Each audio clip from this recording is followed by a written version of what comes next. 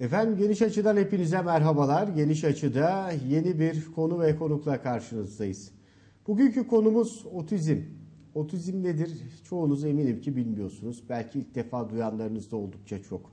Bugün otizmi enine boyuna konuşacağız. Otizmle ilgili Denizli'de bir de dernek var. Denizli Otizm Derneği. Dernek Başkanı Sayın Dudu Karaman Dinç bizlerle birlikte. Hoş geldiniz. Merhaba, hoş bulduk Ömer Merhabalar. Bey. Bugün Dünya Otizm Günü değil mi? Evet, 2 Nisan Farkındalık Günü. Evet. Bütün dünyada otizm farkındalığı ile ilgili etkinlikler bugün gerçekleştiriyor. Ayrıca Nisan ayı da otizm farkındalık ayı olarak kabul ediliyor. Hı hı.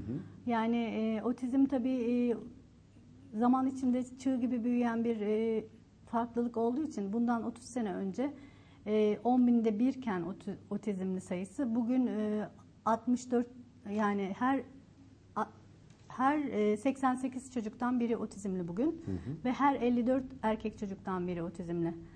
Yani otizm erkek çocuklarda kız çocuklara göre daha yaygın bir rahatsızlık. Oran olarak baktığınızda 4'te 3 erkeklerde daha yaygın olarak görülüyor. Yaşamın ilk 3 senesinde ortaya çıkıyor. Nörogelişimsel bir problem. Yani tek bir alanda değil, farklı alanlarda bozulmalar görünüyor. İşte çocuklar iletişimle ilgili sorunlar yaşıyor, etkileşimle ilgili sorunlar yaşıyor, sosyal çevreye uyum sorunları yaşıyorlar. Bunun yanı sıra da davranış problemleri yaşanabiliyor. Hani otizm denildiğinde herkesin aklına gelen şey Yağmur Adam'dır. Hı hı. Bundan hani 30 sene önce çekilmesine rağmen acayip bir farkındalık yaratmış bir programdır. Evet. O şeyin de etkisiyle bütün otizmli çocuklar çok zeki diye düşünülüyor. Aslında hepsinin çok zeki diye düşünülmesi bizler için bir avantaj. Hı hı. Hiç olmazsa o toplumsal algıdaki olumsuzluğu biraz kıran bir şey. İşte otizmli çocuklarda genelde zekaları ile ilgili bir problem olmuyor. Büyük oranda normal zeka seviyesinde çocuklar. Az bir bölümüne zihinsel gerilik eşlik edebiliyor. Fakat büyük bölümü normal ve bunların içinde %10'luk bir kesimi de üstün zekalı dediğimiz çocuklar. Yani otizm grubu içerisinde de belli alanlarda üstün yetenekli çocuklarımız var. Hı hı. Sayıları her geçen gün artıyor. Yani tam olarak nedeninin ne olduğunu bilemiyoruz. Mesela Down sendromunda sebep belli. Çünkü kromozom sayısı onlarda bizden bir fazla. Ama otizm için sebebi genetiktir diye bir şey söylenemiyor. Genetik yatkınlık önemli deniliyor. Çevresel koşullar etkiliyor deniliyor. Bunun dışında başka bir sürü şey de var. Fakat sabit olan bir şey yok. Kesin olan bir şey varsa çocuğa otizm tanısı konulduktan sonra sadece eğitimle çocuklar bir yere gelebiliyor. Eğer erken tanı almış olurlarsa, erken tanı alan çocukların yaklaşık olarak yarıya yakın kısmı aslında topluma entegre olabiliyor. Fakat bunun için iyi bir eğitim almaları gerekiyor. İyi bir eğitimden kastınız ne derseniz, yani bugün her bir otizmli çocuğun haftada en az 20, ortalama 40 saat civarında bireysel eğitim alması gerekiyor. Yani birebir öğretmen ve öğrenci olarak bireysel eğitim alması gerekiyor. Onun dışında da kaynaştırmaya devam ederek yaşıtlarından öğrenebilmesi gerekiyor. Hı hı. Eğitimine de galiba en erken evrede başlanılması gerekiyor. Evet, en erken evrede başlanılması gerekiyor ama şimdi bir takım sıkıntılar var. Mesela yine işte Down'lu bebeklerde şekilsel olarak da hani gözlerin çekik olması gibi bir takım şeyler var. Hı hı. Çok erken zamanda tanı konulabiliyor. Hı hı. Ama otizmde tanı koyma ile ilgili yaşanan çok büyük sıkıntılar var. Hı hı. Ya aslında hani erken dönemde o da fark edilebilir. 3 yaşından önce de bazı belirtiler oluyor. Fakat genelde 3 yaş civarında tanı konuyor. 3 yaş civarında tanı konulduğu için bu aslında biraz geç kalınmış oluyor. Yani hani daha dikkatli olsa, daha erken fark edilse çocuklar daha fazla mesafe kat edebilir. Çünkü normal gelişim gösteren çocuklarda da hani deniyor ya 7 çok geç. Hı hı. Yani benzer bir şey farklı gelişim gösteren çocuklar için de geçerli. Yani otizmli çocuklarımızı biz ne kadar erken yakalarsak ve onlara ne kadar erken yoğun eğitim verirsek o kadar yararlı. Ama şöyle bir algı var. Erkek çocuklarda daha fazla otizm görülüyor. İşte 4'te 3 gibi bir oran var. Bizim toplumumuzda da erkek çocuk zaten geç konuşur diye bir algı var ya. Yani otizmle ilgili hani çocuklar iletişim becerilerinde sorun yaşıyorlar. konuşma normalde 2 yaşına 24 aylık bir çocuğun 24 ay olduğunda ikili cümleleri söyleyebilir olması lazım. Baba gel, işte uçak gitti. Ama bunları söyleyemiyor mesela. Bu aslında bir uyarı.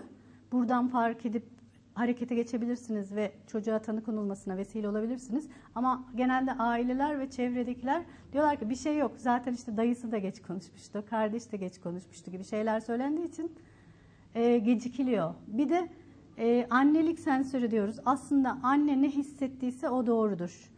Yani anne çocukta bir problem var diyorsa çocukta bir problem ortaya çıkıyor. Fakat çevredeki herkes çocukta bir problem olmadığı konusunda anne üzerine baskı yapıyor. Hayır bir şey yok işte sen vesvese yapıyorsun, kuruntu yapıyorsun gibi şeyler var. Bir de otizmle ilgili şöyle bir durum var. Genelde çocuklarda 18 aylıktan sonra da bir takım gerilemeler başlayabiliyor. Benim oğlum mesela 18 aya kadar bütün gelişimleri normalde. Hatta 18 aya kadar değil 2,5 yaşına kadar normal gelişim gösteriyordu. Bir tek konuşmayla ilgili bir şey vardı ama 70-80 kelime falan kullanıyordu. İkili kullanmıyordu ama hani şampuan gibi zor kelimeleri falan söyleyebiliyordu mesela. İşte ben işe giderken görüşürüz Deniz diyordum. Görüşürüz deyip el sallıyordu. Fakat kardeşi doğdu. Kardeşi doğduktan sonra bir gerilemeler başladı. Biz de kardeş kıskançlığından herhalde olduğu gibi düşündük ama aslında sebep kardeş kıskançlığı değilmiş. Yani ben de mesela otizm hakkında genel bir fikrim vardı ama hiç yakın çevremde otizmli bir çocuk olmadığı için bunu fark edemedim yani. Hani benim mesela ilk çocuğumdu bir de. İkinci çocuğum olsaydı ya da mesela şu anda bir otizmli çocuk görsem ben onun otizmli olduğunu ya da bir sorun olduğunu kavrayabilirim. Diğer işte deniyor ya hani otizmli çocuklar göz teması kurmazlar. Benim oğlum mesela göz teması kuruyordu. Hala da göz teması diğer bir sürü şeye göre çok iyi. Şimdi bazı temel belirtiler var. Çocuğu adıyla seslendiğinde bakmama. İşte konuşma güçlüğü çekmesi. Konuşma güçlüğü çekmesi. Evet. Onun dışında diyelim ki oyuncaklarla oynamaması. Çünkü oyuncaklarla da genelde normal çocukların oynadığı şekilde oynamıyorlar. Diyelim ki kamyonu eline alıp şöyle sürmek yerine tekerini çevirmek gibi. Amacı dışında oynaması diyoruz biz ona. İşte oyuncaklarla amacı dışında oynaması, çevresindekilere ilgi göstermemesi. Mesela hani 1,5 yaşında bile bir çocuk bir şey eline aldığında onu gelir size göstermeye çalışır. Ama otizmli bir çocuk bunu yapmaz yani. Çünkü kendisiyle ve kendi iç dünyasıyla ilgilenir. İlgi ve algısı daha farklı o zaman. Ya işte algılama biçimi farklı zaten. O yüzden hani hastalık değil farklılık deme sebebimiz bu. Çünkü hayatı algılayışı daha farklı. Biz normalde bir yere baktığımızda orayı görüyoruz. Ama aslında otizmli çocuklar çok daha geniş bir yelpazeyi görüyorlar. Yani baktıklarında bir sürü yeri aynı anda görüyor oldukları için nereye odaklanacaklarını bilememekten kaynaklı bir sıkıntı yaşayabiliyorlar. Yani benzer bir şekilde mesela hani bir sürü ses olsa biz burada o sesin dışında içinden bir sesi seçer ona kulak veririz. Ama otizmli bir çocuk bunların hepsini birden duyduğu için bazı çocuklar mesela şöyle kulağını kapatır. Aslında onların o kulaklarını kapatma sebebi çok fazla sesi aynı anda duymasından kaynaklı bir şey. Yani uyaran fazla. Bizim algıladığımız gibi duyuları da bizim algıladığımız gibi çalışmıyor yani. Daha hassas oluyorlar. Evet, daha hassas oluyorlar, daha duyarlı oluyorlar. Bazen daha duyarsız oluyorlar. Mesela pek çok çocuk da acı yaşadığını hissetmeyebiliyor yani. Hani elini fırına sokup bunu fark etmeyen çocuklar da var. Bu işte onların uyaran eşikleri diyebiliriz. Uyaran eşikleri bizden fazla olduğu için, farklı olduğu için olan bir şey. Evet. Siz şimdi kendinizden örneklediniz mesela. Belki bir ikinci çocuğum olsaydı ilkinden edindiğim tecrübeyle daha çabuk fark edebilirdim. Fark edebilirdim. O zaman toplumun genel yaşadığı sıkıntılardan bir tanesi bu. Yani otizmin ne olduğunu farkında olmaması ki günün de asıl amacı bu galiba. Evet, otizmin ne olduğunun farkında olmaması bir de işte hani biz bir de millet olarak iyiye yormaya daha eğilimliyizdir ya. Teselli etmeye de eğilimliyiz. Evet, teselli etmeye, iyiye yormaya eğilimliyiz ama hani esasen bir götürmekte bir zarar çıkmaz yani. Şüpheleniyorsa bence aileler işte çocukta göz teması kurmama, kelime sayılarında yetersizlik, akran iletişimi de önemli. Yani yaşıtlarıyla beraber oynayamama gibi şeyler varsa bir uzmana giderlerse, burada uzman dediğimiz insan da çocuk psikiyatristi ve nörologlar.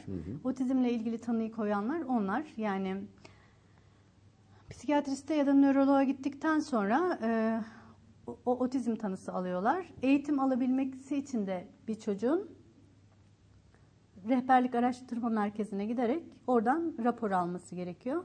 Yani önce bir devlet hastanesinden tanı konuluyor. Tanı konulduktan sonra hastane bünyesinden rapor alınıyor. Üniversite hastanelerinden de bu alınabilir. Ondan sonra da o raporla birlikte rehberlik araştırma merkezlerine gidiliyor. Oradan alınan raporla eğitim alınıyor. Yani eğitim ne kadar alınıyor derseniz devletin karşıladığı miktar 8 saat. Ama haftada 8 saat değil bu. Hani dedik ya, otizmli bir çocuk 20 saatle 40 saat arasında eğitim alması lazım diye. Ayda 8 saat. İşte grup eğitimi dediğimiz bir eğitim var. Bu eğitimi de alıyorlarsa ayda 12 saate yükseliyor bu süre. Çocuk o zaman rehberlik araştırma merkezinden rapor aldıktan sonra bir rehabilitasyon merkezine kayıt olarak ayda 12 saat eğitim alabiliyor. Ama bu eğitim çok yetersiz bir eğitim. Yani eğitim aile tarafından desteklenmediği sürece çocuğun gelişip normal hayata karışması pek mümkün olabilen bir şey değil yani. Evet. Peki şimdi çocukların asosyal durumları belki akranlarının, yaşıtlarının, diğer çocukların pek fazla dikkatini çekmiyordur. Onlar bunu çözümlemekte güçlük çekiyorlardır. Ancak yetişkinlerin genel tavrı, toplumun bakış açısı ne oluyor? Yaşadığınız sorunlardan belki biri de bu diye düşünüyorum. Şimdi aslında şöyle oluyor Ömer Bey. Eğer çocuk küçük yaştaysa, hani çocuk diye düşünüldüğü için bu pek tabii ki sıkıntı oluyor. Çünkü otizmli çocuklar genelde çok hareketli oluyorlar. Yerinde durmuyorlar. Hani bir bölümüne hiperaktivite de eşlik ediyor zaten. Çok hareketli oldukları için ve yerinde durmadıkları için atıyorum işte misafirliğe gittiğinizde sorun olabiliyor. Hani ben yaşamadım bunu ama yaşayan ailelerimiz var yani çok. Ha, ben de zaman zaman yaşadım. Ben yaşamadım derken hiç benim başıma gelmeyen bir şey anlamında değil. Mesela tekrar hareketler olabiliyor çocuklarda. Sallanma bazen olabiliyor. Ya da işte ses çıkarma olabiliyor. Ben mesela oğlumla beraber İstanbul'a gidiyordum. Biz Deniz'i aynı zamanda İstanbul Üniversitesi Çocuk Metabolizma bölümüne götürüyoruz. Çünkü genelde otizme eşlik eden başka rahatsızlıklar da oluyor. Çocukların bağırsak sistemleriyle ilgili bir problemler var. Yani o problemler onların yani yiyip içtikleri şeyler metabolizmaları da bizimki gibi çalışmadığı için onları olumsuz etkiliyor. Yani nasıl diyelim, aldıkları proteinleri tam olarak işleyemedikleri için bunlar nöronlarını etkiliyor. Ve o aslında o iletişim kurmalarını engelleyici bir şey yani. Evet. Peki derneği ne zaman kurdunuz? Şimdi bizim derneğimiz tam bir sene önce bugün kuruldu. Öyle 2 mi? Nisan Otizm Farkındalık Günü'nde kuruldu. Bunu hani hem bir güzel bir başlangıç olsun, hem de anlamı olan bir gün olsun diye düşündük. Yani yeni bir derneğiz o anlamda. Derneğin başkanı benim ama biz hiyerarşik bir yapıya sahip dernek olarak kendimizi tanımlamıyorum.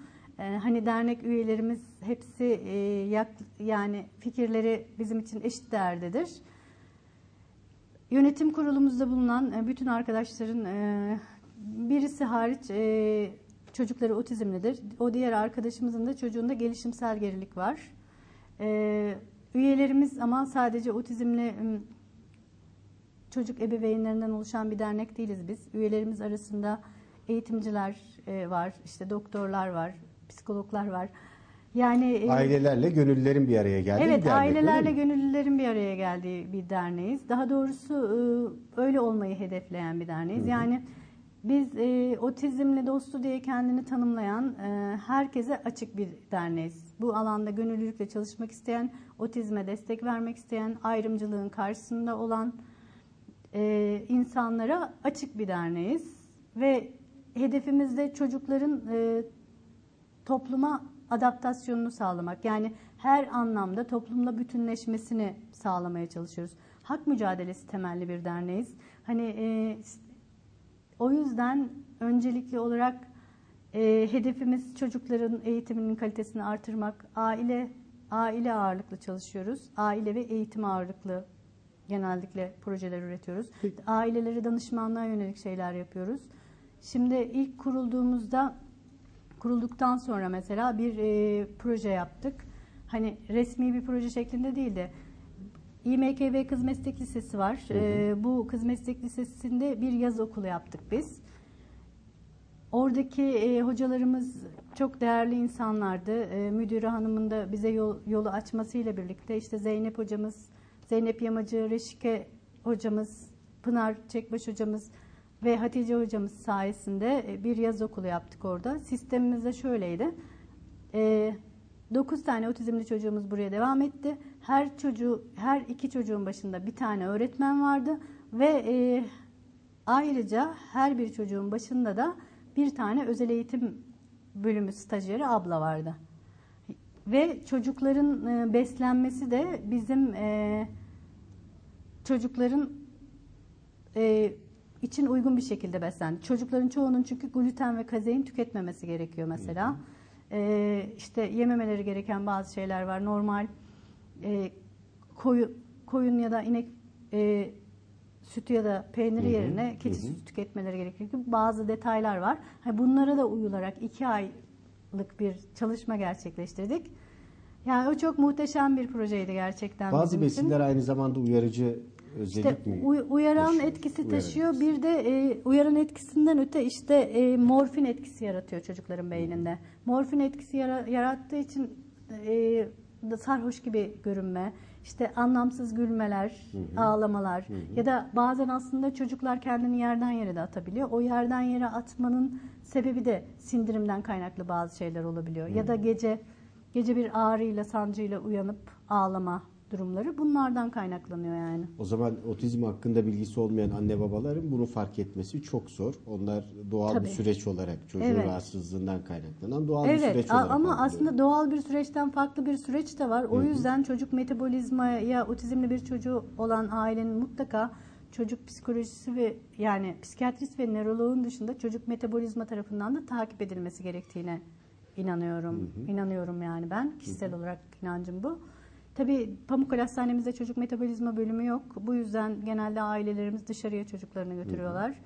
Biz de oğlumuzu İstanbul Cerrahpaşa Üniversitesi'ne götürüyoruz. Geçtiğimiz günlerde kaybettiğimiz Profesör Doktor Ahmet Aydın'ın bölüm başkanı olduğu bir yerdir o. Orası da uzun yıllardır otizm konusunda çalışıyor.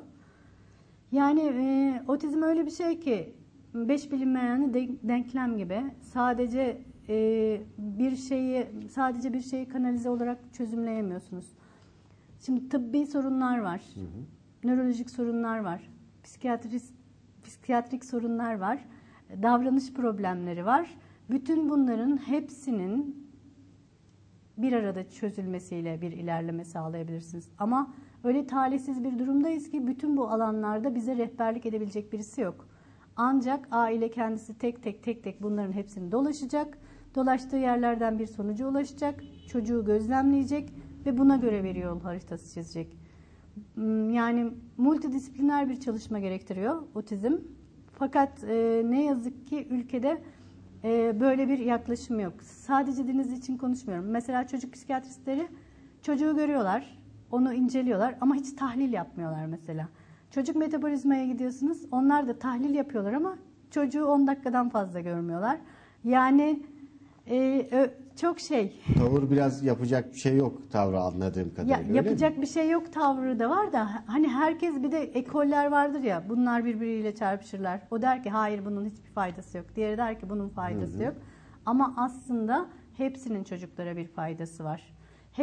Hepsinin faydası var ama bunları yaparken de hani rastgele aman ben de şu takviyeyi vereyim bunu yapayım şeklinde değil de bir takım testler yaptırdıktan sonra bunları yapmak gerekiyor. Çünkü bir de ailelerimiz de kendilerini çok çaresiz hissettikleri için çünkü en yumuşak karnımız çocuklarımız yani. Çocuklarımız olduğu için hepimiz ne yapacağımızı aslında bilemiyoruz yani. Ne yapacağımızı bilemediğimizde de her şeyi denemeye daha açık oluyoruz. Bir de çocuk hani daha küçükken daha çok böyle oluyor. O öyle olunca da aileler sömürüye de çok açık oluyor. Peki şimdi mesela devlet ne derece tanıyor otizmi ve ailelere nasıl yaklaşımı? Devletimiz otizmle tanışmaya çalışıyor diyebiliriz. Yani şöyle bir şey söylemek mümkün. Hani devlet geçmişe göre evet otizmi daha iyi tanıyor ama gidilmesi gereken çok yol var. Biliyorsunuz bir otizm eylem planı hazırlandı. Bundan 3 sene önce hazırlandı bu otizm eylem planı. Fatma Şahin Aile ve Sosyal Politikalar Bakanı iken. Ama taslak halinde duruyor. O konuyla ilgili bir gelişme yok. Aslında o otizm eylem planı sivil toplum örgütlerinin ortak laşa hazırladığı bir metindir. Ve gerçekten çok detaylı, her şeyi düşünülmüş bir metindir. Fakat ne yazık ki o konuda bir gelişme yok yani. Bir de otizmli çocuklar hareketliliğinden bahsettim ya biraz önce. Hareketli oluyorlar, davranış problemlerine çok sahip oluyorlar. Öyle olmayanlar da mutlaka var ama bu çok geniş bir yelpaze. Yelpaze çok geniş olduğu için bir de her bir çocuk birbirinden farklı. Her bir çocuk birbirinden farklı olduğu için sabit bir reçeteniz yok elinde. Çocuğa yönelik bireysel bir şey hazırlamanız lazım. Eğitim planı, başka planlar, her şeyi bireysel hazırlamanız lazım. Böyle olunca da işler daha karmaşık hal alıyor yani. Tanınan imkanlar ve artık imkanlar çok yetersiz. Şimdi peki artık kronikleşmiş sorunlar da vardır. Onu biraz açar mısınız yetersiz derken? Şimdi mesela biraz önce söyledik rehabilitasyon merkezlerinde 8 saat zaten. Çocuklar okul öncesinden itibaren kaynaştırmaya alınmaları gerekiyor. Fakat genelde okul idarecileri ve yönetimler otizmli öğrenciyi kaynaştırmaya almaya sıcak bakmıyorlar. Mesela geçen yıl Denizli'de yapılmış bir araştırma var. İşte Sağlık Müdürlüğü'nün yaptığı bir araştırma, Sayın Doktor Nilgün Yalçınoğlu'nun da aralarında bulunduğu bir ekibin yaptığı bir araştırma bu. Geçen sene 193 tane öğretmene Denizli'deki anket soruları gönderilmiş. Bunlardan 103 tanesi o soruları yanıtlamış. Otizmli kaynaştırma öğrencisi ister misiniz demişler. İçlerinden sadece bir tanesi evet isteriz demiş.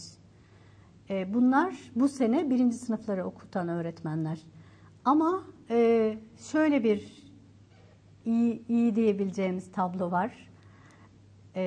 Eğer demişler eğitim alırsak okutmak isteriz diyen bir %30'umuz var.